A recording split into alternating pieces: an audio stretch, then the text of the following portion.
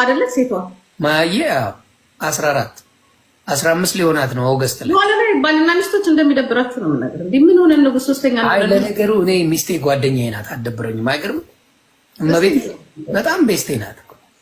ግን አሁን ምን እንፎጋገረው ከሚስቴ እኔ አሁን ይቅርታ አድርግልኝና ፍቅር ከተወሰነ ጊዜ በኋላ አሁን ያው ጓደኛዬ ናት ብላ ከተወሰነ ጊዜ በኋላ አፕዴት መደረግ አለበት ብዬ ነው ማለት።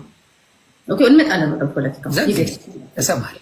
እውነት ግን እንደ ድሮ ነው የምትፋቀሩት? እንደ መጀመሪያ ጊዜ አስወርት እዩ ከሚስቴ ጋር በጣም በጣም ለመሰለሽ አንድ እኔ እንደ ኳሊቲ ያየውላት ነገር እንደ ኳሊቲ ያየሁት ምንድን ነው?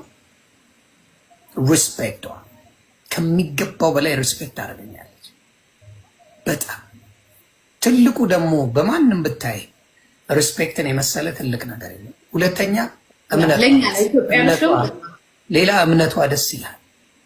በጣም በጣም ታምነኛለች ማለት ስደውል ሳወራ እንደዚህ ስጫወት ምንም አይመስላትም።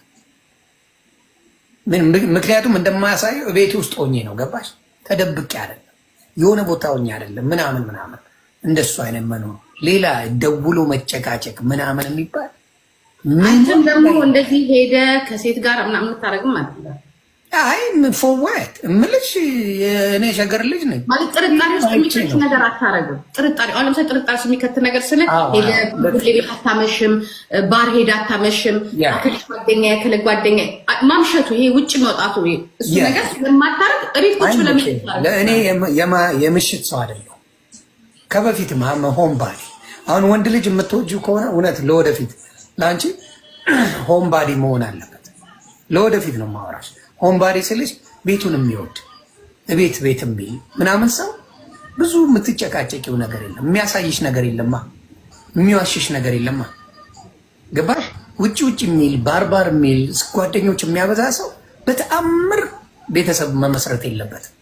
ምክንያቱም ጨፍሮ አልጨረሰም፣ ወሬ አልጨረሰም፣ ጨፍሮ አልጨረሰም። ዘይ ኖ ፖይንት። ከገባሽ መቃጠል ነው። ልትወጁ ትችያለሽ፣ ምን ታያለሽ፣ ግን መጨረሻው አንቺ ነው የምትጎጂው። ጓደኛ የሚያበዛ ባር የሚያበዛ ወንድ በፍጹም ላይፍሽ ውስጥ አታስገቢ። የፈለገ ነገር ብትወጁ ነው፣ አልበሰለም። ስለዚህ ግን ቤቱን የሚል ይሄ ምን ይዤ ልምጣ፣ የት ነው ያለሽው፣ ነይ እንውጣ ምናምን ቢለን እኔ አሁን አንዳንዴ ወጥቼ ደውዬ ነግራዬ የት ነው ያለሽው እላታለሁ። እቤት ነይ በቃ እዚህ ቦታ ላይ አብረን ፑል ተጫውተን ተሳስቀን ምናምን ገባል። ገባሽ? እንደዚህ አይነት ነገር አለ፣ ደስ ይለኛል። እና ጓደኛ ማለት አሁን ብዙዎች ባሎች